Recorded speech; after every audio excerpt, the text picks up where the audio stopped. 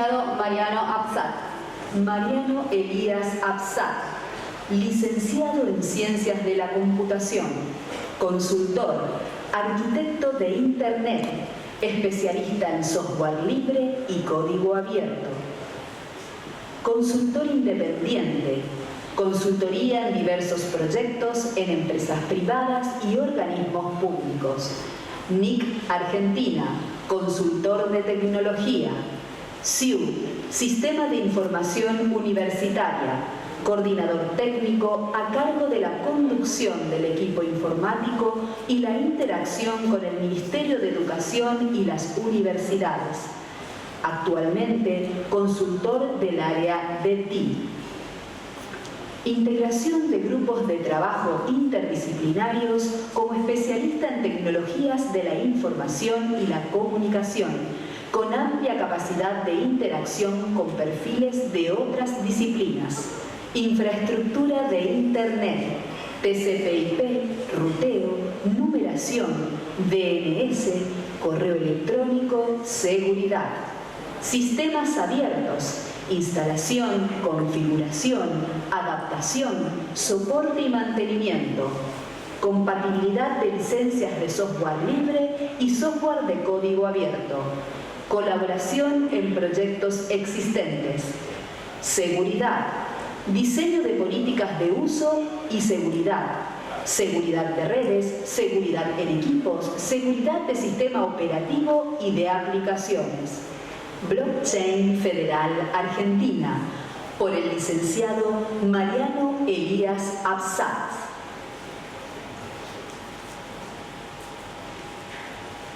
Bueno, buenas tardes. Muchas gracias por invitarme a hablar. Vamos a hacer una breve introducción de lo que es blockchain, por si alguno no lo conoce. Blockchain es un registro de datos distribuido que tiene la característica de estar apoyado en una red de pares donde no hay un nodo principal y conforma un registro creciente de datos.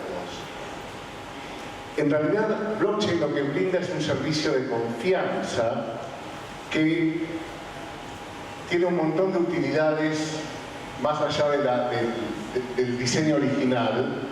Permite desde trazabilidad a mantenimiento del registro y sobre todo realizar acciones sin necesidad de tener un tercero de confianza. Es decir, permite la interacción directa entre pares.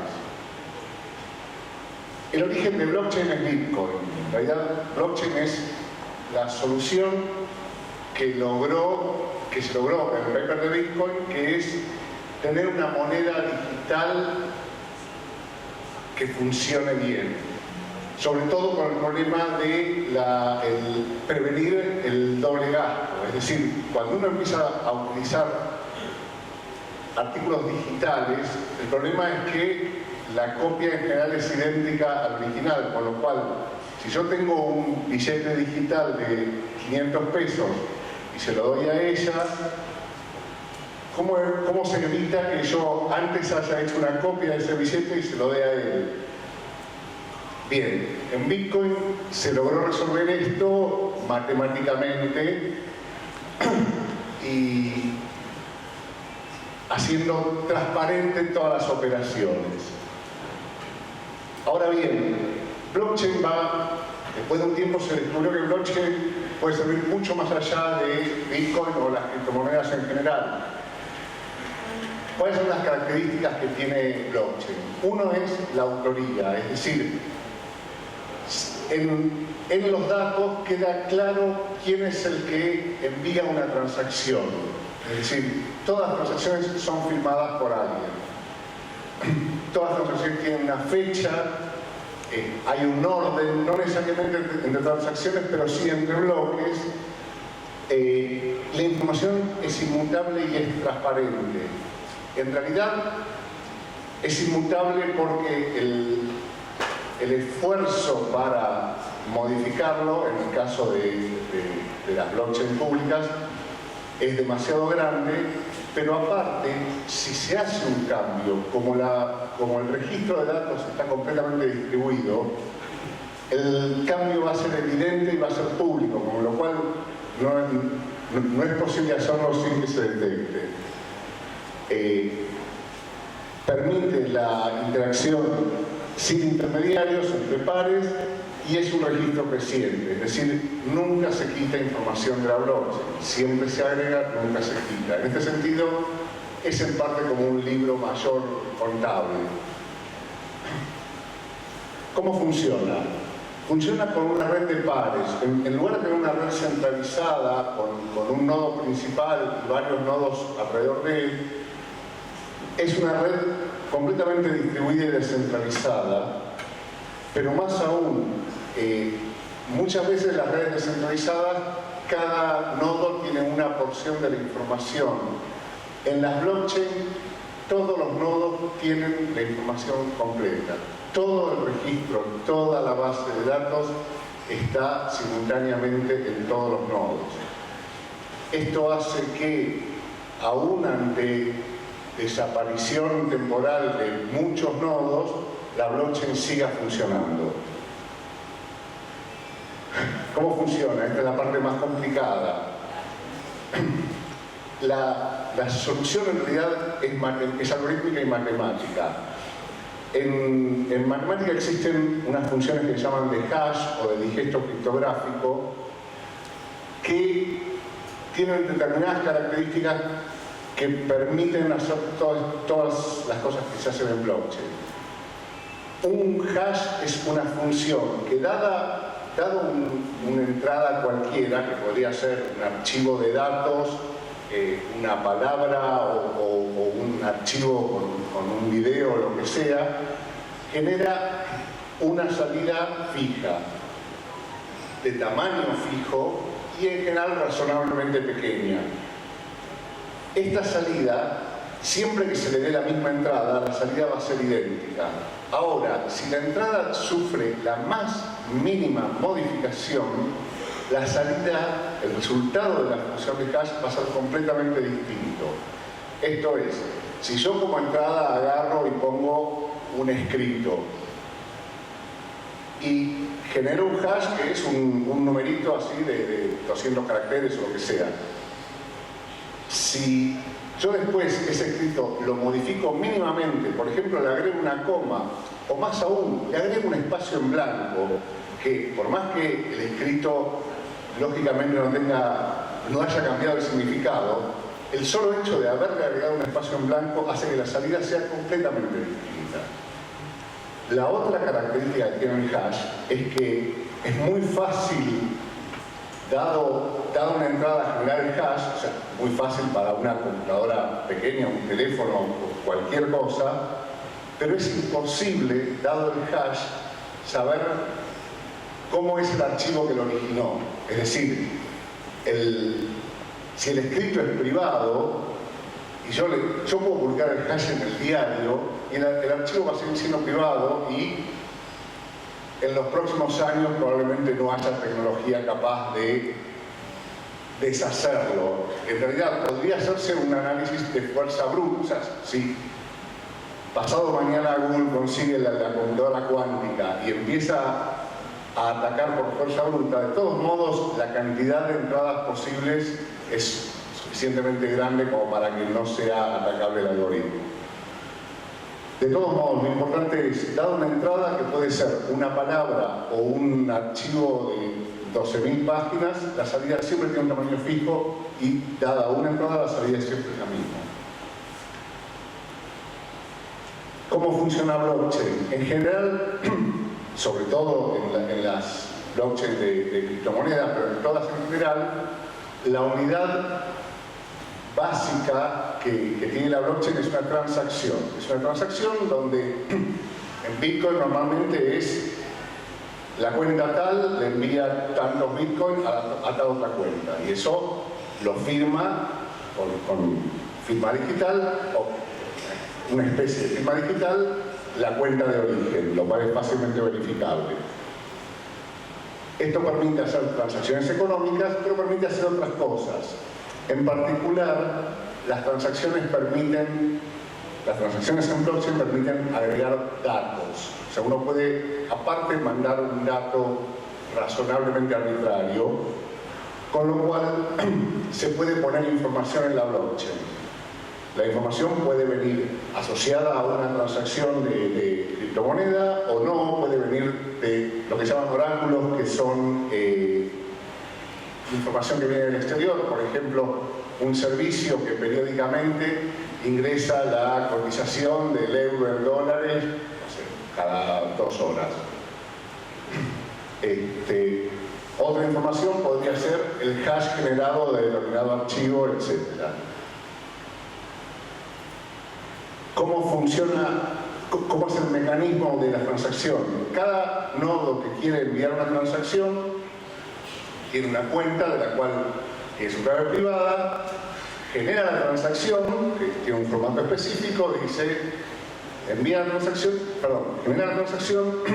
la firma y la envía a todos los nodos que conoce. O sea, esto no es que se lo manda a un nodo en particular, sino todos los nodos que ve conectados en la red se lo manda. Esto funciona en parte como el protocolo BitTorrent, que simplemente distribuye todo a todos los pares que encuentra. Cada nodo de la red verifica que la transacción sea válida. ¿Qué es esto? Primero, verifica que la firma digital corresponda a la cuenta que envió la transacción. En el caso de que la transacción sea de envío de una determinada criptomoneda, verifica que la cuenta de origen tenga saldo suficiente para enviar esa transacción. Y la guarda. Y la mantiene en el propio nodo. Cada nodo junta todas las transacciones que ve pasar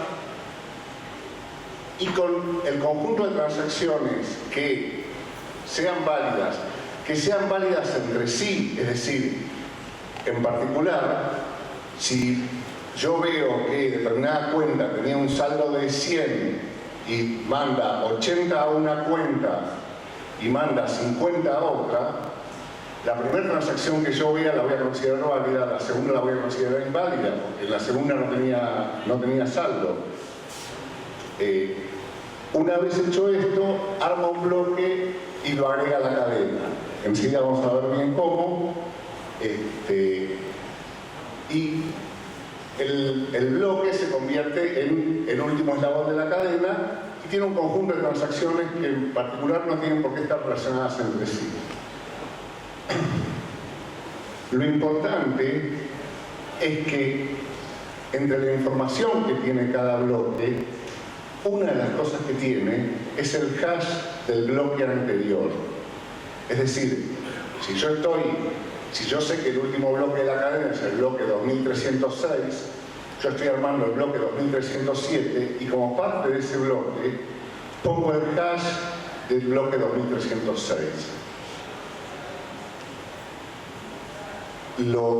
Yo como nodo aparte voy a tener los 2306 bloques anteriores guardados en mi propio disco y voy a haber verificado que todos esos bloques fueron válidos, es decir, desde el inicio de los tiempos o desde el inicio de la blockchain yo voy a ver que toda la cadena es válida.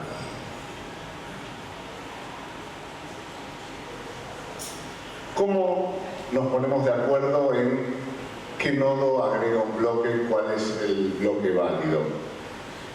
En las blockchain abiertas públicas de criptomoneda, por lo menos hasta ahora, utilizan lo que se llama un algoritmo de consenso, que es de prueba de trabajo. ¿Qué quiere decir consenso? ¿Cómo nos ponemos de acuerdo en cuál es el bloque que se agrega? Cualquier nodo, como todos los nodos son iguales, cualquiera podría agregar un bloque. Lo que se hace entonces es establecer una competencia entre los nodos para ver quién agrega el bloque. ¿Por qué van a competir los nodos? En general, porque en las blockchains de criptomoneda, el que agrega el bloque se lleva criptomoneda recién inventada. Es decir, se crea un nuevo Bitcoin y ese Bitcoin es para el que agregó, es el premio para el que agrega el bloque. Como ese Bitcoin es suficientemente valioso, todos intentan agregarlo. Para esto se hace simplemente una competencia matemática para resolver un problema que es de difícil solución, que en realidad se ataca por fuerza bruta del trabajo computacional, pero de muy fácil verificación. Es decir, si yo digo esta es la solución y la entrego firmada, cualquiera puede verificar que la respuesta es válida. Entonces, el que llega primero agrega el bloque y todos se fijan, primero que el bloque sea válido, que esté firmado por mí, que tenga el hash del bloque anterior, que todas las transacciones que están en ese bloque sean válidas, y empiezan a tratar de agregar el bloque siguiente. O sea, descartan todas las transacciones que ya están en ese bloque y todas las demás que reciben intentan agregar un bloque más adelante. Esto funciona bien desde hace años, y Bitcoin y la mayoría de las blockchain abiertas están basadas en esto. El problema que tiene esto es que es muy caro computacionalmente. Hoy por hoy hay granjas enteras de servidores puestos en países o que la energía eléctrica es muy barata o que tienen climas muy fríos porque aparte generan mucho calor, etc. Y consumen cantidades industriales de energía eléctrica tanto para computar como para enfriar los equipos que se están utilizando. Hay otro modelo de consenso que se llama prueba de autoridad, donde en realidad lo que se hace es decir, no todos los bloques no todos los nodos pueden agregar bloques, sino que hay un determinado grupo en el que nos pusimos de acuerdo inicialmente y después entre los que están se pueden agregar o quitar nodos que están autorizados a agregar bloques. Y entre esos nodos simplemente lo hacen por turno. O sea, primero agrega uno, después otro, después otro, después otro, y no muestran y no hacen ningún esfuerzo computacional por competir, sino que simplemente se ponen de acuerdo en el orden, y si ven que al que le tocaba no agregó, aleatoriamente cualquiera de los que ya hace un rato agregó un bloque, agrega otro bloque. Esto se llama prueba de autoridad. Lo que no permite en general es manejar una criptomoneda, porque justamente si eso generara dinero automáticamente al agregar el bloque, sería injusto con todos, pero aparte se prestaría a que los nodos que están autorizados a agregar bloques compitan injustamente entre sí. De todos modos, hay un montón de aplicaciones que se pueden hacer con blockchain que no requieren de criptomoneda. Es decir, si bien la criptomoneda es una aplicación válida, tiene un uso interesante, hay montones de aplicaciones que no necesariamente requieren de criptomoneda para funcionar. Otro punto más. Después de Bitcoin, se empezó a pensar en qué otras cosas se pueden hacer con blockchain, y se pensó en hacer que pasen cosas automáticamente cuando ocurre determinada transacción. A esto se lo llamó Smart Contracts. El nombre no es del todo feliz. En principio no son contratos para cualquiera que lo vea desde el punto de vista legal, y por otro lado tampoco son especialmente inteligentes. En realidad los smart contracts son piezas de código, son pequeños programitas que corren en la blockchain. ¿Qué quiere decir correr en la blockchain? Corren simultáneamente en todos los nodos de la blockchain, y cualquiera que tenga un nodo puede ver cómo funciona cómo funciona el programa, cuál es la entrada, cuál es la salida y hasta cuál es el contenido de la memoria de ese programa. Esto permite hacer infinidad de cosas desde, en las blockchains de criptomoneda permiten pagar ahí sí, digamos, asociarlas a un contrato y pagar cuando se cumplen determinadas condiciones, o simplemente disparar acciones, cargar datos de oráculo externos o actuar en base a, no sé, si la cotización del oro supera tal punto, hacer determinada cosa, etc.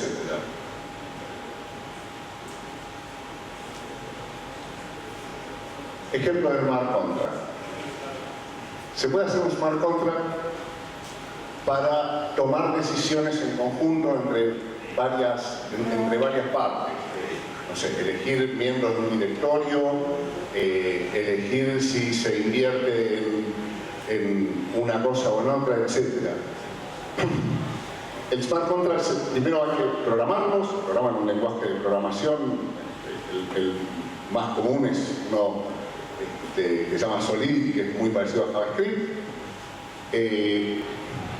Se cargan las opciones de smart contract, se despliega el smart contract, esto es, se envía, mediante una transacción el smart contract se envía a la blockchain y luego, mediante otras transacciones, las cuentas que están autorizadas a interactuar con el smart contract actúan sobre él. En particular, en este caso, votarían por manzanas o naranjas. Inclusive, parte de la configuración es cuál es la mayoría necesaria, cuáles son las cuentas autorizadas a votar, etcétera, etcétera, etcétera.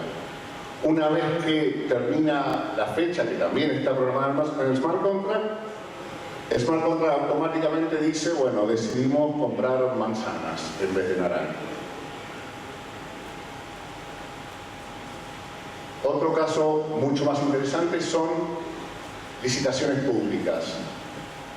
En una licitación, un proceso de compra público, inclusive privado, hay un montón de lugares en los que se puede utilizar la blockchain. Lo mejor de todo es que tampoco es a todo o nada. Uno puede hacer algunas partes tradicionalmente y otras partes sobre la blockchain, inclusive puede ir agregando partes. Se puede, al publicar el pliego, agregar un hash del pliego en la blockchain. Eso le asegura a todos los oferentes que el pliego no fue modificado. O, si se decide modificar el pliego, hay que hacerlo explícitamente y volver a grabarlo en la blockchain y se sabe exactamente cuándo se publicó el pliego original, cuál era y cuál es la modificación de este pliego. Se puede programar fecha de apertura y cierre e impedir que haya ofertas antes de la apertura y luego del cierre.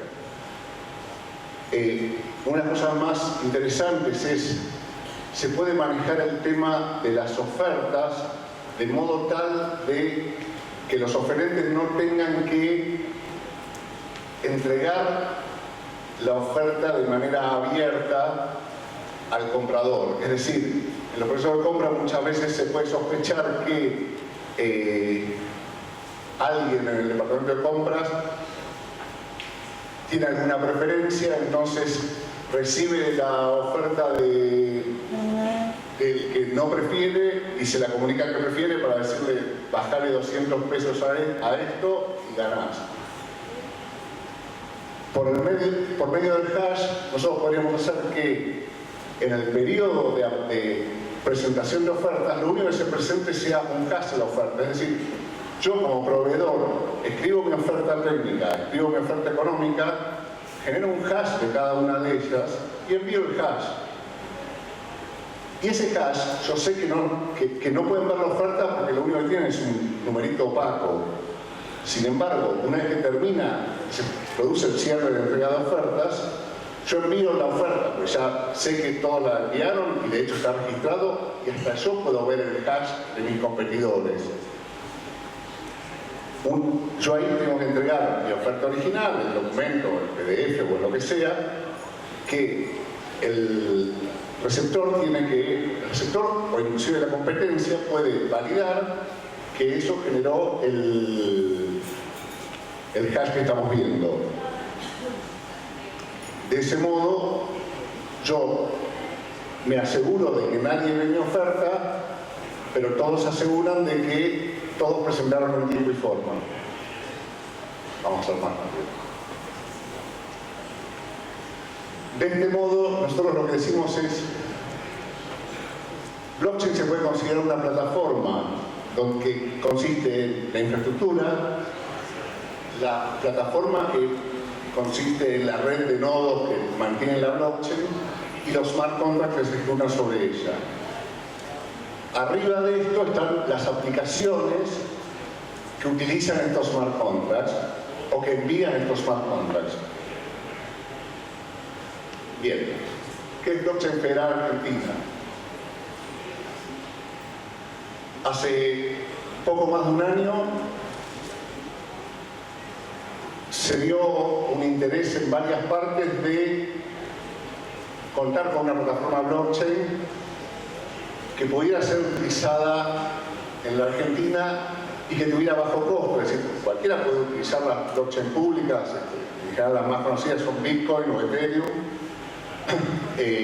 Sin embargo, nosotros nos planteamos interactuar entre el sector público, el sector académico, la industria, el comercio y la sociedad civil y armar un acuerdo entre partes generando una blockchain federal argentina de uso público.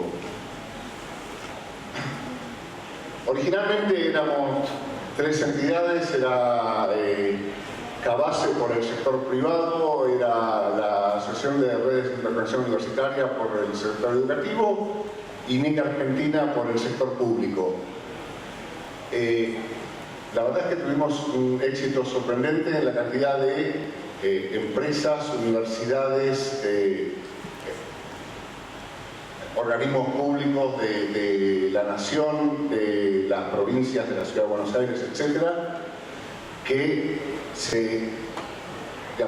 suscribieron un acuerdo de partes por el cual se opera la red PFA. Esta red consiste en un número relativamente pequeño. Nosotros pensamos empezar con 15, aportando 5 cada una de las entidades. Hoy por hoy hay más de 25 nodos operativos y cada uno de otra entidad, es decir, no es que NIC Argentina tiene 5 y la RIU tiene 5, sino que NIC tiene uno solo, la RIU tiene uno solo y hay un montón de empresas privadas, de organismos públicos que están operando nodos y de hecho la suscripción del acuerdo de partes ni siquiera obliga a operar nodos. ¿Por qué es esto? Porque tecnológicamente operar un nodo para un organismo mediano, para una empresa mediana, es barato. Es decir, como no hay que hacer un esfuerzo computacional, cualquier máquina virtual pequeña sirve como nodo para agregar bloques. Bueno, estas son las partes, por lo menos a la semana pasada. El modelo es el que mostramos, donde lo que opera BFA es la plataforma. Después, cada usuario que quiera puede agregar las aplicaciones que quiera sin ningún costo. El modelo que tenemos es un modelo permisionado donde el conjunto de nodos que pueden agregar bloques es pequeño, es controlado, es autorizado por un comité de administración, consejo de administración, perdón.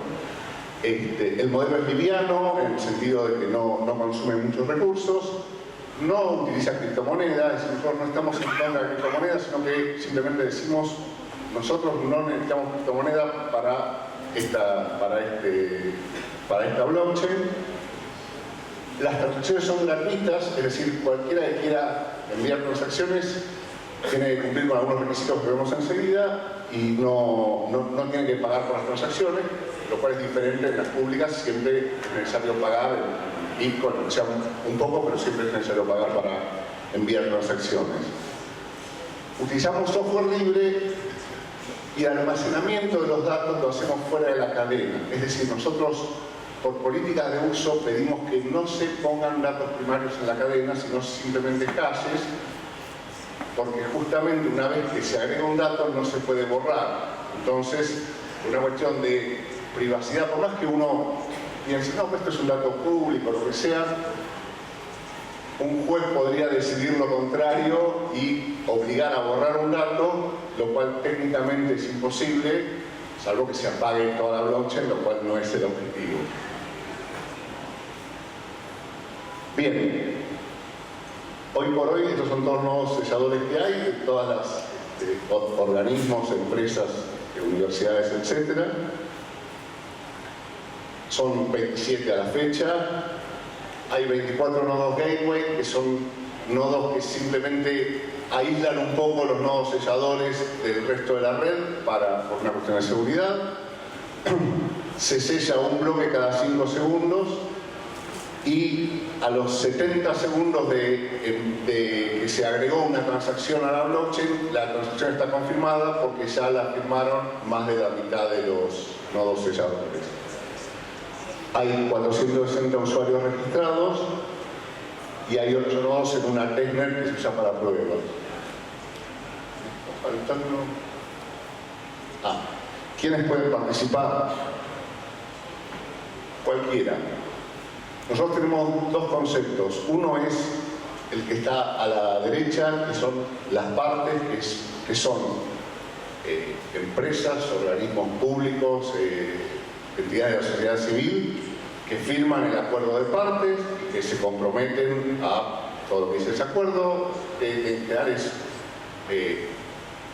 tomar las decisiones en forma conjunta, a través del Consejo de Administración, etcétera, etcétera.